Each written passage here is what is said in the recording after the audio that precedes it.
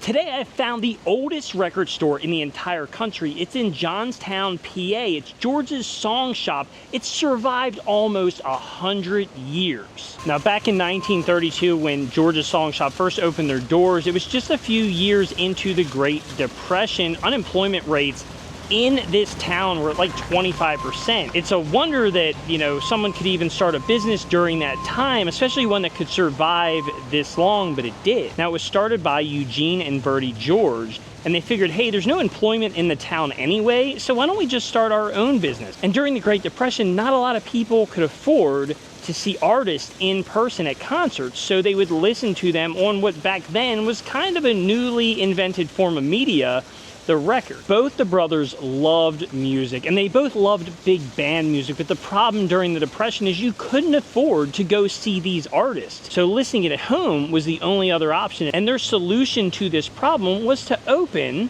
a song shop or a record shop. Now there was a big flood of almost 20 feet in 1936, and they had to move once at that point, and then they ended up moving a few times before they settled here in 1977. Now, while at their previous Franklin Street location, Bernie got the urge to pursue a career in music, not selling records, and he sold his share of the business to his brother Eugene and moved to New York. Now, Eugene operated the store until 1962, when tragedy struck. On his way into work one morning, he suffered a stroke and he would pass away. And after there's a lot of trucks around here. And after Eugene suddenly passed away, his son John took over the business at just 19 years old. Now, this store has over 1 million records, 1,045s, 33s, cassettes, CDs, 8-tracks. Now, in 1977, they had a flood that wiped out the entire town. So John actually told me that down at City Hall,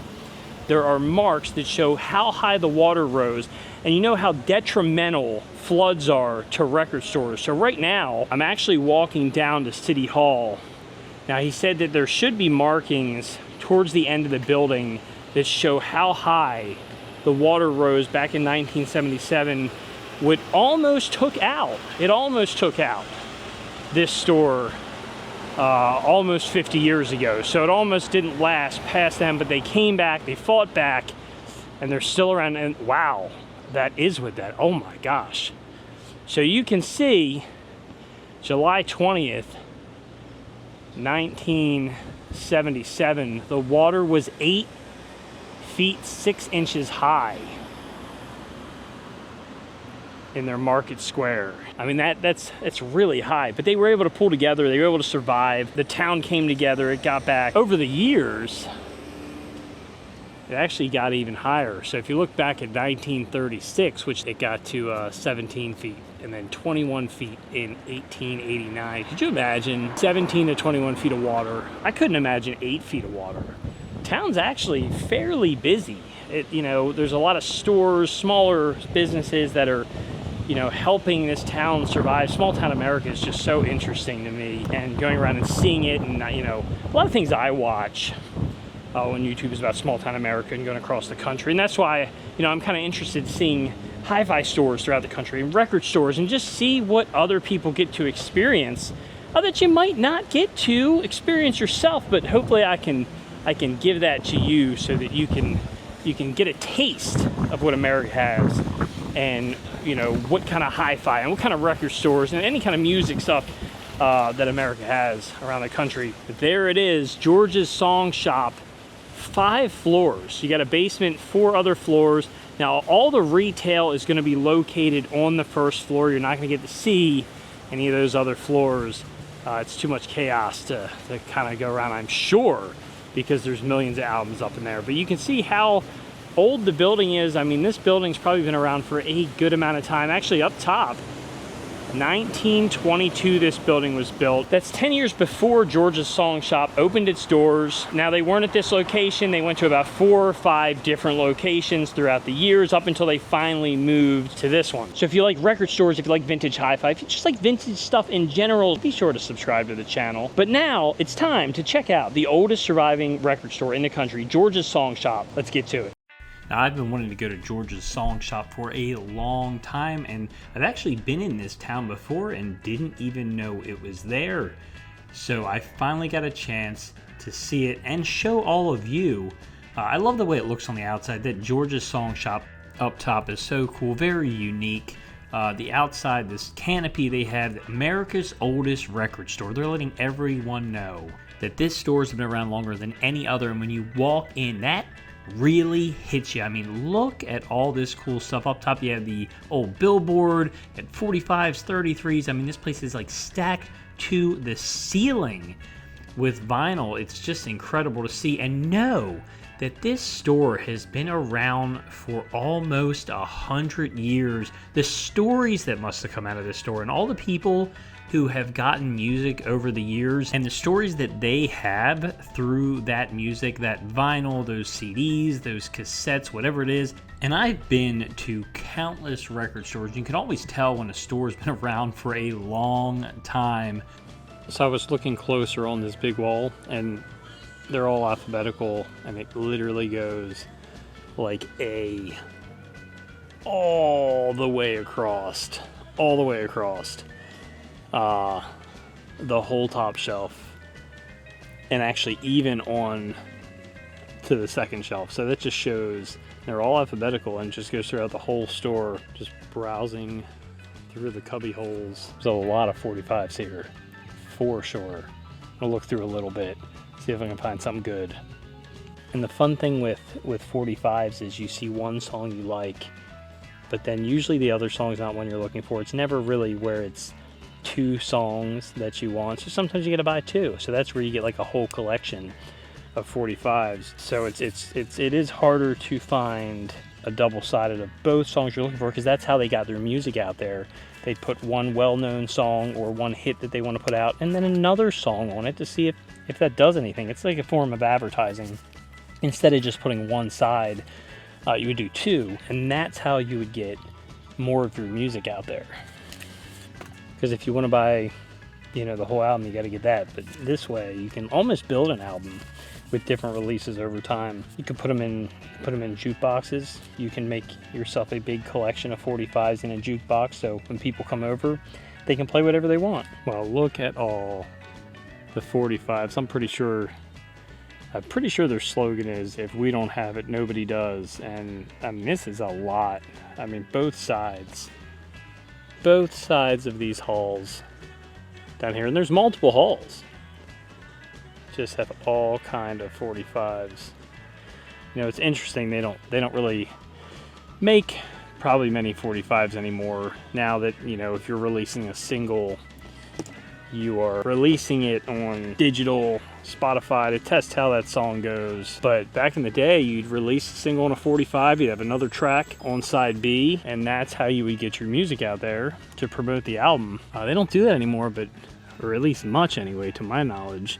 How many people making these? But this is just insane how many 45s you can see going all the way down the whole side of the building. Now this is almost 100 years of collecting 45s, and this isn't even everything. This is just what you can see. I mean, we're talking, they were saying they had about 5 floors full of these, but look how organized they are. Like that is time over time. I don't know how long these words have been written on all these cards. They could have been like this for 30, 40 years or constantly updated. But man, that is a lot of 45s. Over 1 million 45s in here, and just probably every artist. I'm gonna look through it, see if I can find anything that interests me, because I don't even know if I have any 45s. Probably a couple, but definitely not this many. This is more 45s, and I've seen some collections with a lot of these 45s in stores, but never this many. I mean, this is a lot, and having this organized, that's one of the big problems. In a lot of stores, they're not this organized. But this is just wild how many there are. And it goes down this, look at this, full wall. So those were just the halls. Look at that.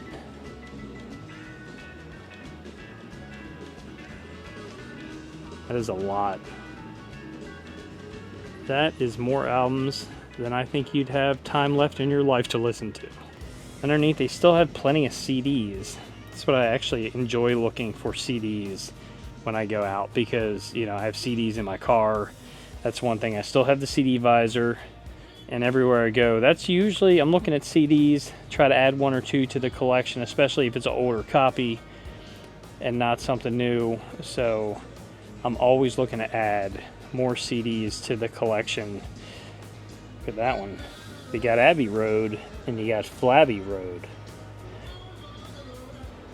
It says you got lots of titles, like you got the Eagles, the Doors. But it's nice to see a store that has a good selection of CDs. Because if it wasn't for that, what would I have to listen to in the car? There's a lot of people now, you know, CD players still sell really well for home systems too. You know, a lot of people, you know, they're they're starting to, you know, not make as many CDs, or they haven't been. They're actually the thing that I really like about these is they actually are all in the cases, so that you can see them. Some, you know, these were security cases, but, you know, it's also so that you can look down the aisle and you can see what all the CDs are.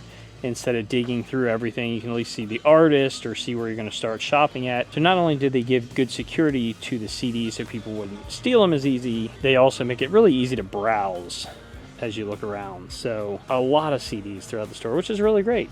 I just love seeing the clamshells. Not a lot of stores actually have them in the clamshells anymore. Do you remember they also used to make the clamshells where the bottom of the clamshell would have maybe an advertisement as well, or they'd have a single on there and advertise the band.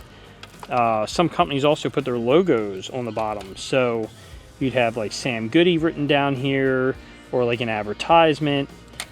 Just because it's empty space, you can definitely do something with that. Here's an example of what I was talking about, where you would use that case to advertise the album. You could put a sticker down there, you could have the record label, but you could advertise on the entire security and display piece. More 45s up on this wall, all the way down and around. Got some cool old posters too. What do we got? We got Kiss, Psycho Circus. We got the Doors. This looks like it's from 2007. The Doors 40th anniversary, 67 to 07. The Kiss poster is actually from 1998, and get a Bob Dylan. This one looks a little newer. They're all remastered, and 2019 Abbey Road anniversary editions. It's pretty cool to see different album posters. Got a news article over here from the Golden Oldie. Look at that. So business rocks to a spot in history. More than 1 million records. You know, it never should be work if you're enjoying it. I think it helps that I don't consider this to be work. Because if you're just working, you're never having any fun. For the most part, anyway. And this is fun. Look at all those 45s. Then, not only that, but you got 33s everywhere, right? So, they have tons of albums. And I'm going to look through, I'll show you guys which album or two I take home. Might get myself one. Might get my son one. We'll see what it is. And then you have just aisles of albums. Oh, there's another poster down there. You got the Landing 2007 re-release of the Mothership, the Led Zeppelin album. One thing I can say is it's very organized. You can easily find anything you're looking for. There's a Robert Plant with Alison Krauss poster. And Woodstock. Everybody knows I love Woodstock. And there is a facsimile of a Woodstock poster. Very cool. There's an Africa Toto single right there. That is in the Africa-shaped vinyl. Pretty cool. And you get a Yes album over here. Might be hard to see. Owner of a Lonely Heart. And it looks like an eye. Even more 45s down the end here. It's just amazing. I love the atmosphere in shops like this. Just makes you feel like you're back in time. You know, a lot of record shops, and you see up top they got the clock, which is very interesting. So that clock, it's vinyl tap. I'm pretty sure they sold these in Home Goods. But the interesting thing is there's a record shop in Nashville called Vinyl Tap, and I actually did a video there years ago. I was a tap house and record store, still there, but that was a fun experience about 4 years ago. But every time I see this clock in particular, I think of that store and how much fun I had just like hanging out with them and touring it. And then here's another story. So this poster reminds me of when I toured Beverly Records in Chicago. They had a whole section dedicated to Buddy Holly. This poster is a replica of the February 3rd, 1959 headline from the World Daily News of the day the music died, when Buddy Holly and a couple other artists were killed in a plane crash.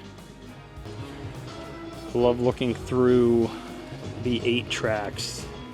A lot of stores don't have many 8 tracks anymore, but anytime I can find 8 tracks or reels, reel-to-reel tape, I just love looking through it.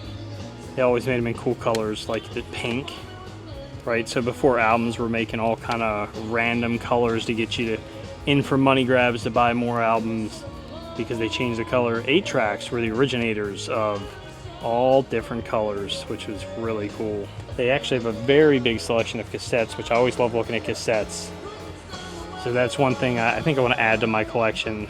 Maybe a couple cassettes, maybe I'll find some, because this is a lot of cassettes. I love the way they're organized too. It's so fun. A whole wall. You don't see these cases too much anymore either.